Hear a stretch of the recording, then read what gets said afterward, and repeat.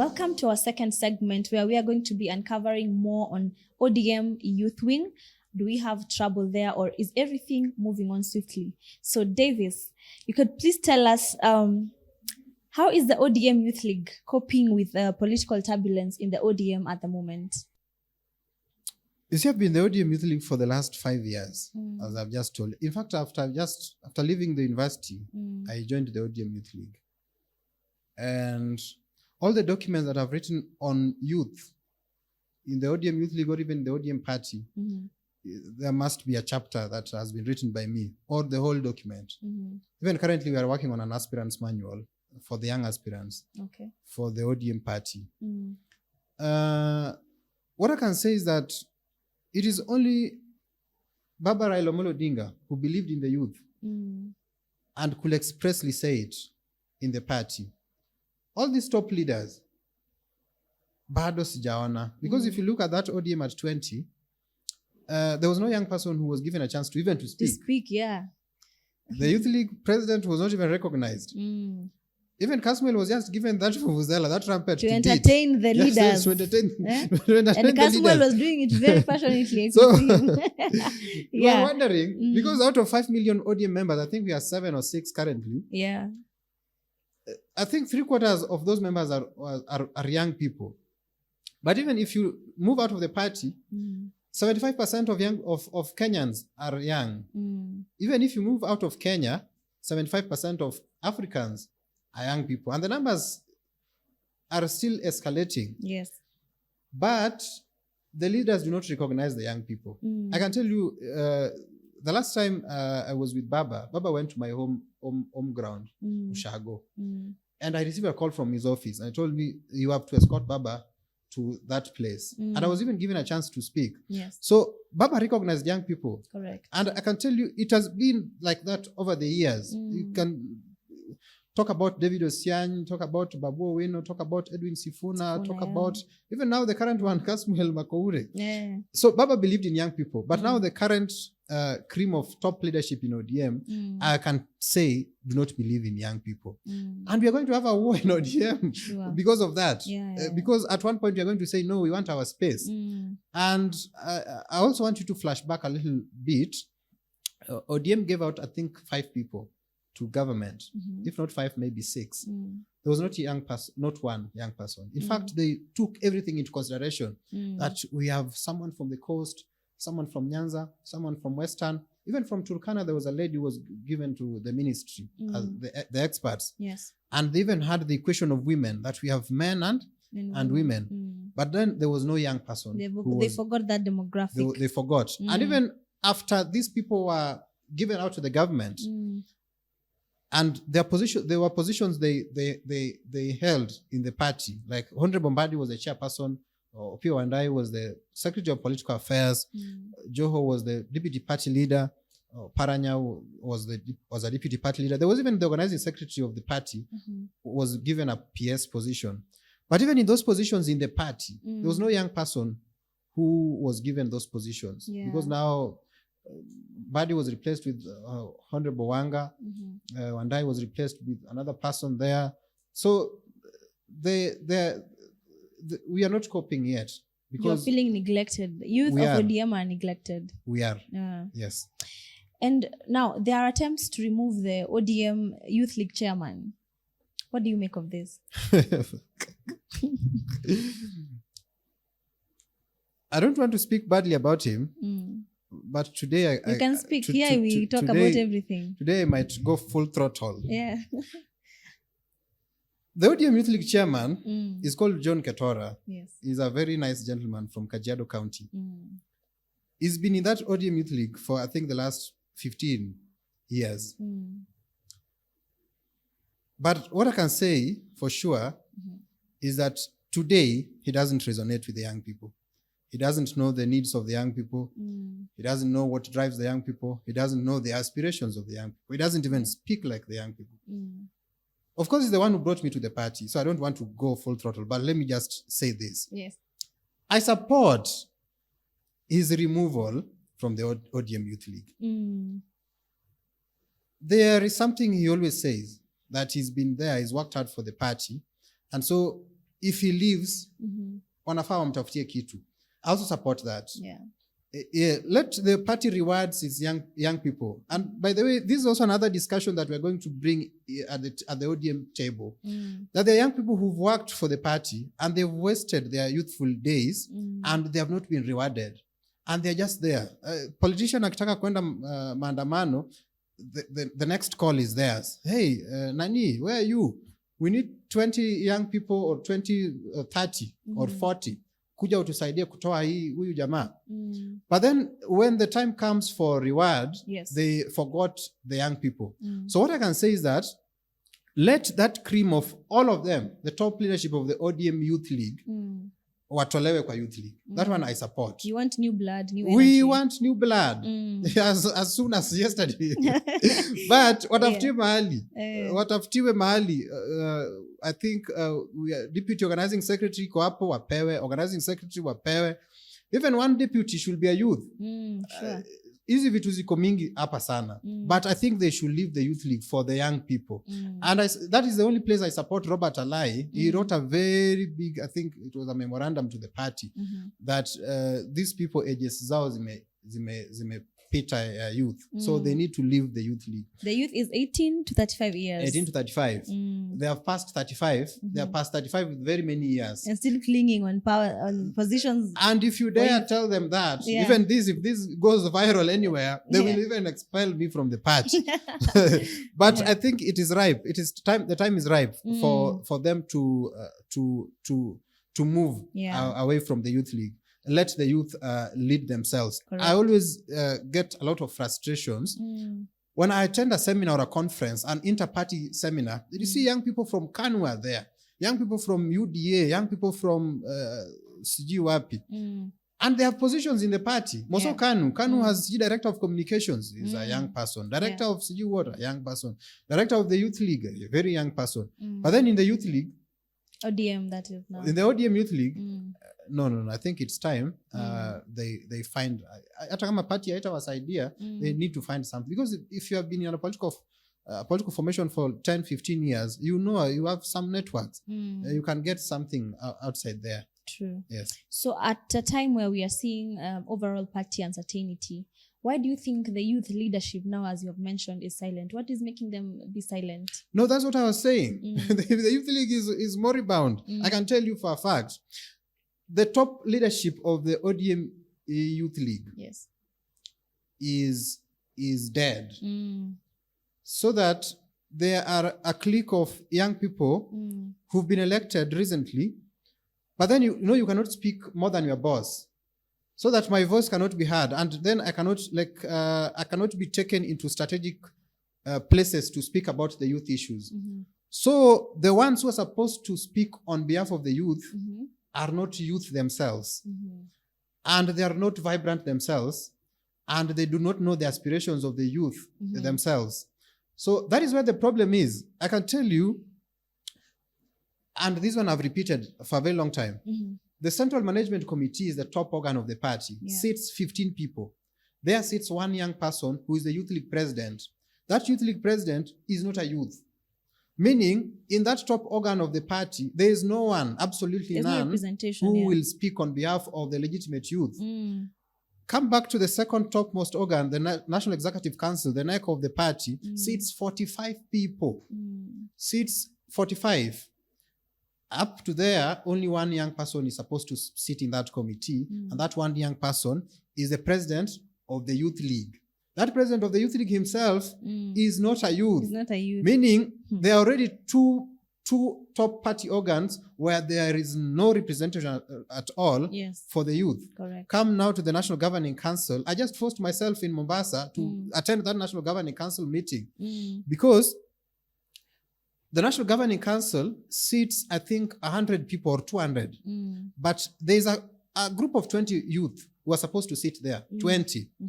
This 20 is the neck of the Youth League. The neck of the Youth League has the president of the Youth League, the deputy president of the Youth League, the secretary general of the Youth League, the organizing secretary of the Youth League, and regional leaders. We have regional leaders. Like Nairobi has a regional youth leader. Coast region has one regional leader. Nyanza the same. So there sits 20 youth there. All of them are not youth. Do you think that we do not have this in ODM because the young people are being seen as contributors to reforms, or are they being seen as threats? Because why are they not there? You see, young people have fought to be there. But then if you try to speak a little bit, your wings are being clipped. That one I can tell you. And when Baba was alive, the first ever big project I was doing for Baba was called ODM Youth League New Generation. ODM Youth League New Generation had myself. We had someone called Stephen Ogonda. We had Rachel Tabitha. We had Fikrini Jacobs. We had someone called Whitney Stesha. We had a group of 7 national officials, and then we had cascaded it to the regional officials and to county officials. This was the biggest project of ODM. In fact, it was before the Gen Z movement. And it was actually a name mismatch, because some people had proposed that we call it ODM Gen Z. Some people had proposed we call it ODM New Generation. So after all was said and done, the ODM Youth League New Generation won. And then we presented the proposal, the blueprint to Baba, and we told him that, Baba, these guys are not doing any good to the youth of this nation and to the youth of the party. Now, this is the face of the youth that we want in this party. These are our aspirations, these are our vision, and we want to launch this ODM New Generation. And we had written a very nice blueprint, a very nice proposal on who the Gen Z were, where they were being found, their numbers, and everywhere, what was attractive. But now, when the not so young people, they call themselves young thugs, when they realized that the legitimate youth were coming up with something, they started now clipping our wings. Now we could not get into ODM forums. Now we could not get into ODM seminars abroad or even in the country. Our media presence were now limited, and all those other things. So first, they fear the competition. Secondly, they are very comfortable with their cliques. Yes, they are very comfortable with the status quo. So that's some of the reasons. And of course, young people don't have a lot of resources. True. So maybe people will need to go to Turkana and hauna resource ya kufika huko. So some of those things limit the youth from actively participating. And of course, the last one is that there's no deliberateness in bringing the young people into the party.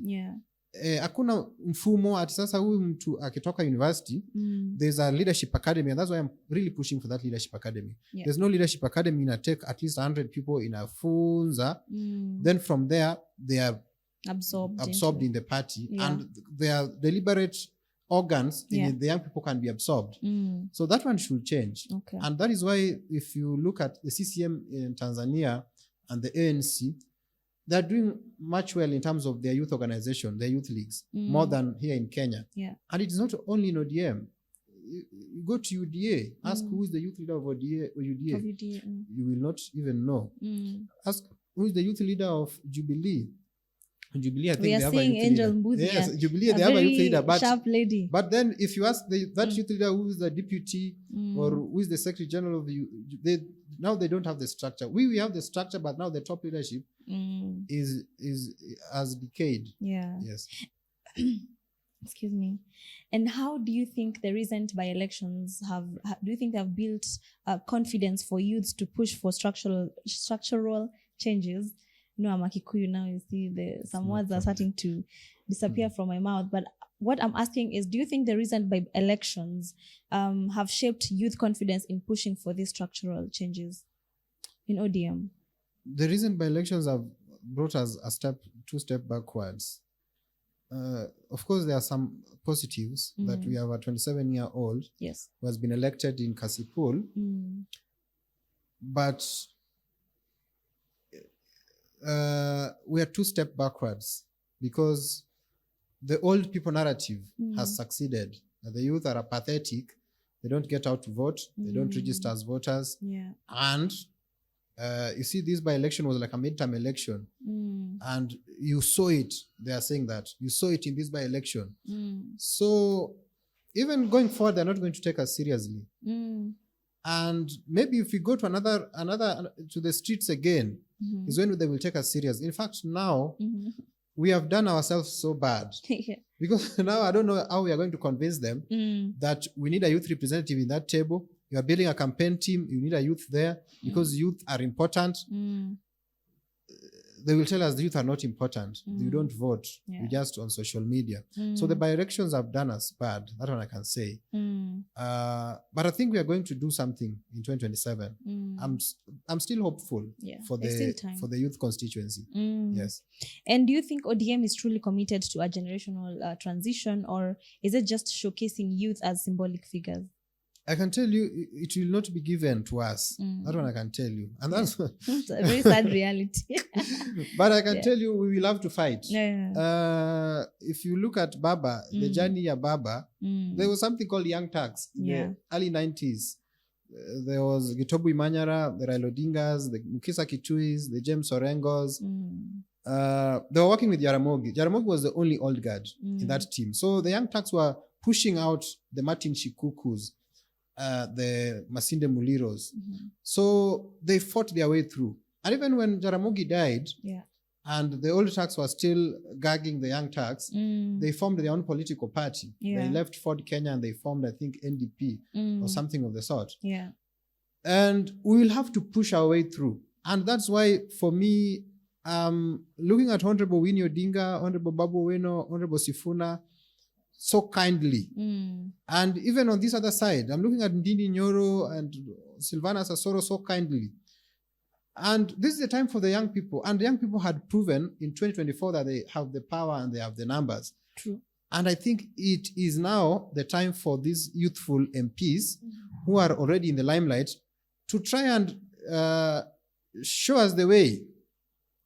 Because if they don't, there is another generation that is coming that now will displace them. But then I think it is time for these youthful MPs. Wacha kupigana siji vitu ndogo ndogo. Siji nini na nini. Wakwe strategic. Okay, strategic na kwe bold. In fact, what they can do, Ndindi Nyoro can come up with a strategy na Babu. Waseme tu they are going for presidency. And even if they don't hit it in 2027, they can hit it in 2032.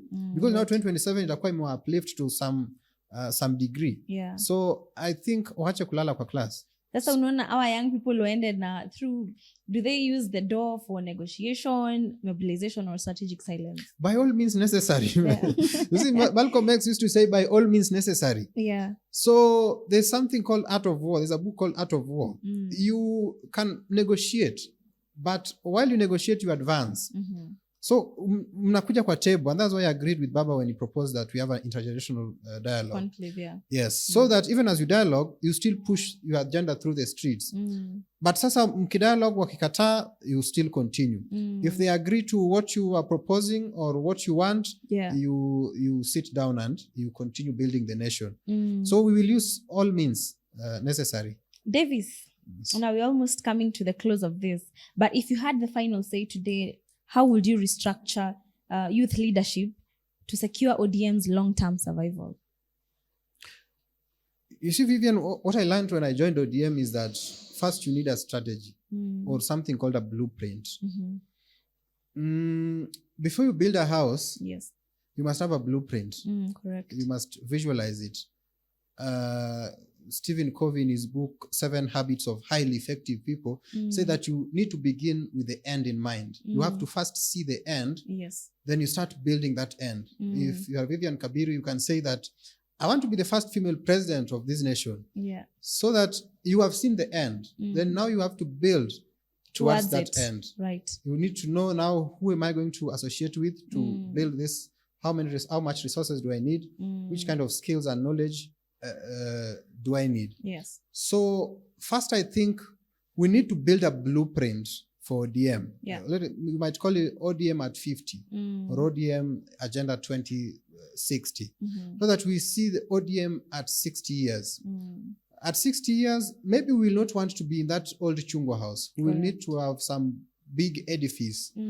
At 60, maybe we'll need to have a ODM library where all the political books, all the ODM constitution, all the ODM manifestos from 2007 are there. All the ODM memoirs of ODM members, stalwarts like Millie Odhiambo, memoirs of Raila Odinga are there.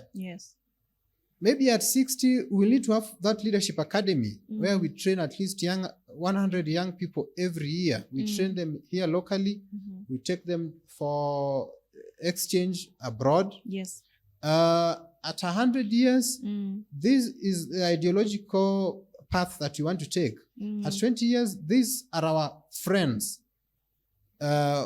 who we want to associate with. You see, I know currently ODM is in a liberal family. We are friends to the liberals. We have a Liberal Party in Sweden, the Americas, the Democratic Party. We are sister political parties. So at 60 years, we want to see ourselves there. Maybe we'll want a new slogan or a new logo. Or new colors. Or new colors. Yeah. But where we will start is we must first have a blueprint to get there. Secondly, we must find what binds us together. And CCTza, every other time, emphasize on what brings us together. So that everywhere we go, that is the first thing that we say. It is clear. This is so clear. This is what binds us together.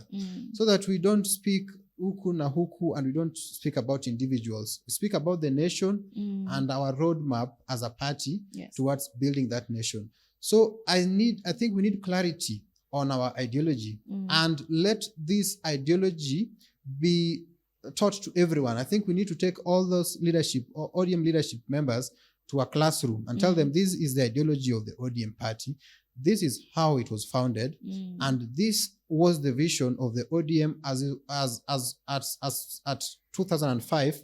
This is where ODM wanted to take the country as at 2060. So let us start from here. So I think there's need for clarity. Right. The third thing is that we need to invest on young people, because after all is said and done, nature says that young people will still be there if everything is kept constant in 60 or 70 years to come. So we need to invest in young people, bring them to the party in masses, empower them, give them positions, nominations, blah, blah, blah, and give them political education and capacity building. And with that, I'm very sure ODM will live long. Yes, yes. Thank you very much, Davis, for being with us at the Political Ringside today. We are definitely going to have more of these conversations. Thank you very much. And to our viewers, please keep following us and subscribe to our channel. We'll have such formidable guests and others coming soon. Thank you very much. This brings us to the close of our show.